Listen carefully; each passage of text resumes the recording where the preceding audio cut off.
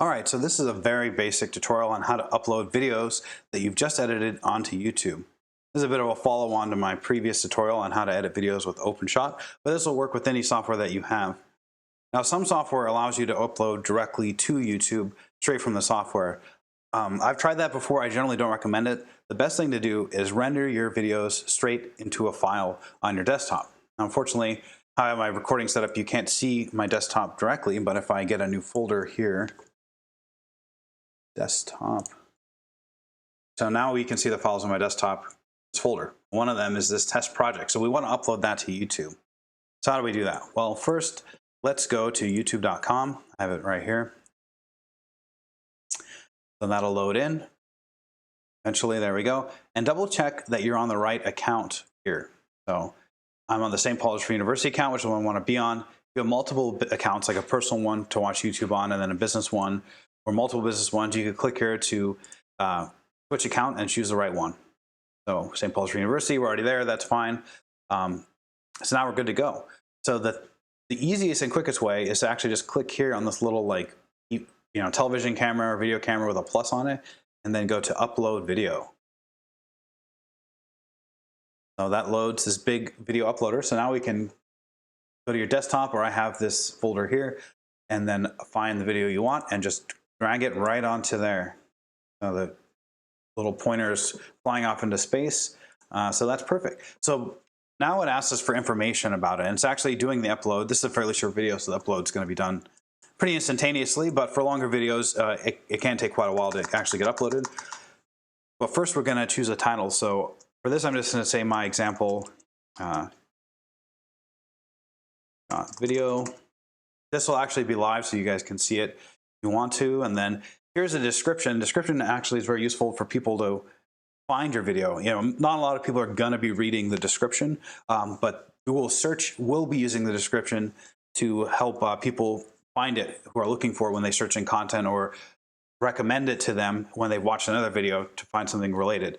So it's good to have something fairly lengthy. I don't think you need like 1,000 words, but a good long paragraph is probably preferential. I'm not going to type that all out here, but I'm going to say something like, this is short.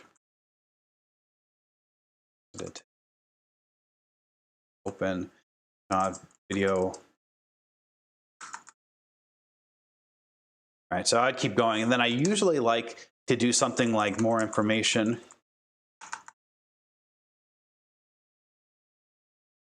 and then put a link to your website somewhere on here.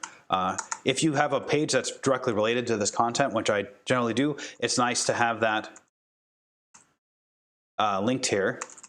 But otherwise, you can just put a link to the main website. Never hurts to have backlinks to your content. Now here, if you had a thumbnail you made yourself, I would recommend that most cases. I'm not going to show how to do that in this video because there's a bit of an involved thing to do. So that's probably going to be another tutorial in the future. But for now, now that it's uploaded and finished editing, it'll show you these thumbnails. If you have a long video that it won't have finished by now, it won't show you anything. You have to come back and choose that later. But it gives you 3 options. So let's choose that one that looks nice. And here, next option is playlist. So if you have a playlist related to this, and it's good to put content in playlists if you can, because it helps Google know what to recommend next from your content. You can choose that here. You can use multiple ones. Now, I don't really want this on any playlist. If you didn't have one that you wanted to use, but you did want to make one, you could hit New Playlist, choose the title, choose the visibility, which you want to be public. And then, well, let's just do this, a test playlist.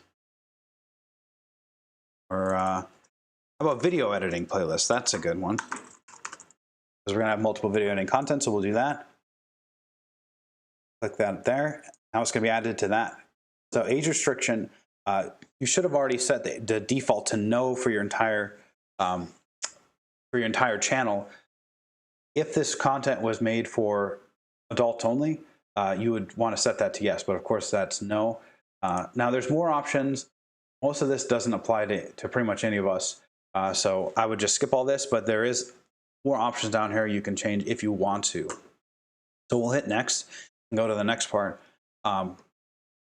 So this allows you to put things on top of the video from YouTube's side, called cards or end screens.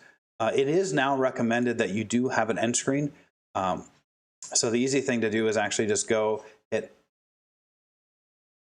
video and subscribe, and that'll throw one near the end. Now it makes it quite long by default.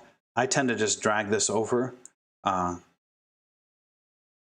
it a little bit shorter. So now at the end, will pop up the little logo of the channel, which allows them to subscribe to it, and a video chosen by YouTube to be something that they would want to see in the future. You could also choose a specific video from yours. So let's say we wanted to go to the OpenShot video editing one specifically, which would make sense. Then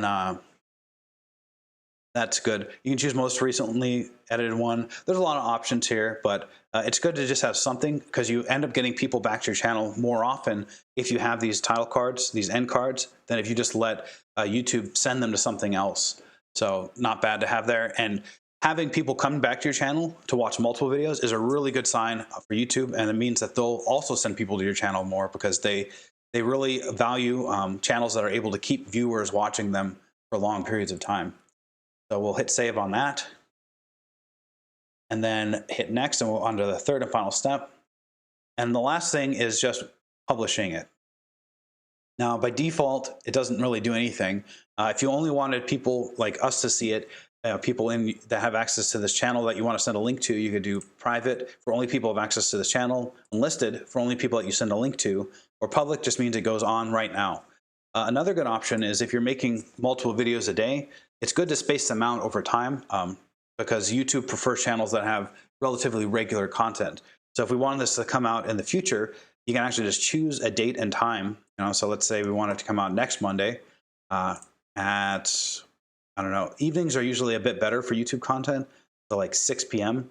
Then it would just do that. And so it stays private before that, and then at this time it becomes public. But we're not going to do that for this one. I'm just going to make it public immediately. So we'll hit publish. So there we go. It gives you a link. If it were still uploading, it would show a screen that shows it's uploading and processing status. And like I said, this is a very, very short video. If you have one that's 5 or 10 minutes long, or an hour long, it can take quite a bit of time for YouTube to get this ready. But this one's already ready, so let's just click on the link here and see if we can view it right away. Okay, so that's that. So that's the basics of uploading a video to YouTube.